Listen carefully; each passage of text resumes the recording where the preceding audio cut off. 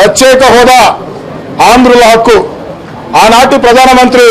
ఏదైతే దుర్మార్గంగా అడ్డగోలుగా ఆంధ్రప్రదేశ్ని 2 ముక్కలు చేసిన తర్వాత ప్రత్యేక ప్యాకేజీలు, ప్రత్యేక హోదా ఈ రెండే మాత్రం ఆరోగ్యకరమైన ఆంధ్రప్రదేశ్కి చిహ్నాలు ఇచ్చి తీరుతామని చెప్పని మాజీ ప్రధాని చెప్పారు. ఈనాటి ప్రధానమంత్రి నరేంద్ర మోడీ గారు, ఈనాటి ముఖ్యమంత్రి చంద్రబాబు నాయుడు గారు తిరుపతి ఏడుకొండలవాడు వెంకన్న స్వామి సాక్షిగా పాదాల చెంత మేము అధికారంలోకి వస్తున్నాం, ప్రత్యేక హోదా ఇస్తాం, ప్రత్యేక ప్యాకేజీలు ఇస్తామని చెప్పి పదే పదే చెప్పి దాదాపు 2.5 సంవత్సరం కావస్తూ ఉంది. 2.5 సంవత్సరం తర్వాత ప్రత్యేక హోదాను మొత్తం కూడా గాలి కొదిలేసి తూతూ మంత్రంగా ఏదో ప్యాకేజీలు చెప్పి ఈ యొక్క ఆంధ్రప్రదేశ్ని మరోసారి వంచన గురి చేస్తే, మరోసారి దగా గురి చేస్తే ఈ రాష్ట్ర ముఖ్యమంత్రి చంద్రబాబు గారి నోటి వెంట ఈ రోజు కూడా ఆ యొక్క కేంద్రం దుర్మార్గానికి వ్యతిరేకంగా మాటలు రాకుండా పోవటం అత్యంత బాధాకరం. ఈరోజు ఏదైతే 175 మంది శాసనసభ్యులు ఆంధ్రప్రదేశ్ ముఖ్యమంత్రి గారు పెట్టినటువంటి ఈ శాసనసభలో పెట్టినటువంటి ప్రత్యేక హోదా తీర్మానాన్ని ఏకగ్రీవంగా బలపరిచి అయ్యా మాకు ప్రత్యేక హోదా ఇవ్వండి అని చెప్పని 1కి 2 సార్లు కేంద్రానికి విజ్ఞాపనలు అందిస్తే ఎట్టకేలకి నిన్నటి రోజున ఇదే కేంద్రం ముఖ్యమంత్రి గారి సాక్షిగా ముఖ్యమంత్రి గారు పంపినటువంటి కేంద్ర మంత్రి సుజనా చౌదరి గారి సాక్షిగా ప్రత్యేక హోదా ఇచ్చేది లేదు అని తెగేసి చెప్పిన తరువాత ఈరోజు ఈ శాసనసభలో ఆ యొక్క ప్రత్యేక హోదా విషయం మీద భవిష్యత్ కార్యాచరణ మీద చర్చ జరగాల్సిన అవసరం ఉందా లేదా తెలుగుదేశం పార్టీ సూటిగా సమాధానం చెప్పాలా. ఆంధ్రప్రదేశ్ భవిష్యత్తును కాలం రాసే విధంగా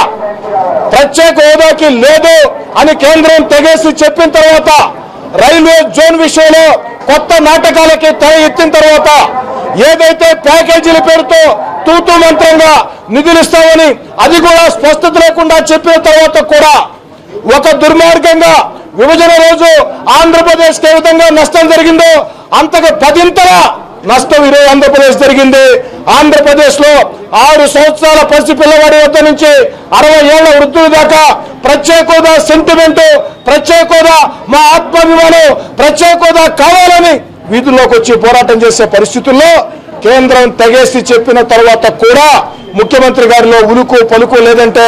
ఈ శాసనసభలో చర్చకు అనుమతించలేదంటే ఈ రాష్ట్ర ముఖ్యమంత్రి వైఖరి చాలా స్పష్టంగా అర్థమవుతుంది. ముఖ్యమంత్రి గారిని ఒకే ఒక్క మాట అడుగుతూ ఉన్నా, అయ్యా ముఖ్యమంత్రి గారు 2 నెలల ముందు కేంద్రం ఇచ్చే ప్రకటనలు చూస్తే నా రక్తం మరుగుతూ ఉందన్నావు, రక్తం ఉడికెక్కుతుందన్నావు. మరి కేంద్రం ఇచ్చినటువంటి స్టేట్మెంట్లు చూసి, కేంద్ర మంత్రులు మాట్లాడే మాటలు చూసి నా రక్తం మరుగుతుంది అని పత్రికలకు లీకులు ఇచ్చిన చంద్రబాబు నాయుడు గారు ఈరోజు కేంద్రం చాలా స్పష్టంగా ప్రత్యేక హోదా ఇచ్చేది లేదు అని చెప్పిన తర్వాత మీ రక్తం ఎందుకు మరగటం లేదు, లేదా మీ రక్తం ఏమన్నా మురిగిపోయిందా? దయచేసి చంద్రబాబు నాయుడు గారు సూటిగా స్పష్టంగా సమాధానం చెప్పాలా. ఒక దుర్మార్గంగా నిన్నటి రోజంతా కూడా ముసాయిదా మీకు పంపించామని చంద్రబాబు నాయుడు గారు చాలా మార్పులు చేర్పులు చేశారని చంద్రబాబు నాయుడు గారితో అంతిమంగా మాట్లాడిన తర్వాత చంద్రబాబు నాయుడు గారు అనుమతి తీసుకుని చంద్రబాబు నాయుడు గారి దూతలు సుజనా చౌదరి గారిని కేంద్ర మంత్రి గారిని పక్కన పెట్టుకొని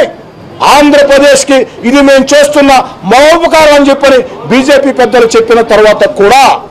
చంద్రబాబు నాయుడు గారి నోటి వెంట ఈరోజు కూడా నిరసన గళం వెల్లువెత్తకుండా ఆ యొక్క కేంద్రం చెప్పినటువంటి ప్రకటనని స్వాగతిస్తున్నాను అని చంద్రబాబు నాయుడు గారు చెప్పిన మాటలు వింటూ ఉంటే ఈ యొక్క రాష్ట్రానికి ఆంధ్రప్రదేశ్కి మరోసారి నమ్మక ద్రోహానికి గురైన ఆంధ్రప్రదేశ్కి ఈ దేశ ప్రధానమంత్రి నరేంద్ర మోడీ గుండెల మీద పొడిస్తే ఈ రాష్ట్ర ముఖ్యమంత్రి చంద్రబాబు నాయుడు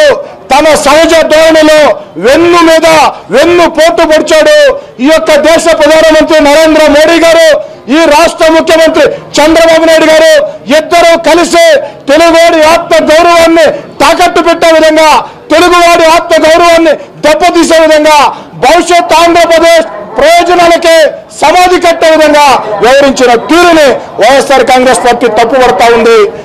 రేపు ఎల్లుండి కూడా ప్రత్యేక హోదా సాధన కోసం ఈ శాసనసభలో ఈ దేశ ప్రధానమంత్రి నరేంద్ర మోడీ గారి దుర్మార్గాలకు వ్యతిరేకంగా, ఈ రాష్ట్ర ముఖ్యమంత్రి చంద్రబాబు నాయుడు గారి నయ వంచనకు వ్యతిరేకంగా వైఎస్ఆర్ కాంగ్రెస్ పార్టీ అలుపెరగని పోరాటం సాగిస్తుంది. ఎల్లుండి ఈ రాష్ట్రంలో YSR Congress party, CPM, CPI అన్ని రాజకీయ పార్టీలు బంద్కు పిలుపునిచ్చాయి. వైఎస్ఆర్ కాంగ్రెస్ పార్టీ వైఎస్ జగన్మోహన్ రెడ్డి గారి నేతృత్వంలో ప్రత్యేక హోదా సాధన కోసం 2.5 ఏళ్లుగా అలుపెరగకుండా ఏ విధంగా పోరాటం సాగిస్తున్నారో భవిష్యత్తులో కూడా ఈ దేశ ప్రధానమంత్రి నరేంద్ర మోడీ, ఈ రాష్ట్ర ముఖ్యమంత్రి చంద్రబాబు నాయుడు గారి నయవంచనకి, నమ్మక ద్రోహానికి వ్యతిరేకంగా ప్రత్యేక హోదా సాధన దిశగా అలుపెరగని, మాట తప్పని, మడవ తిప్పని పోరాటం సాగిస్తుంది. ప్రత్యేక హోదా సాధించిన దాకా వైఎస్ఆర్ కాంగ్రెస్ పార్టీ ముందుకు సాగుతుంది.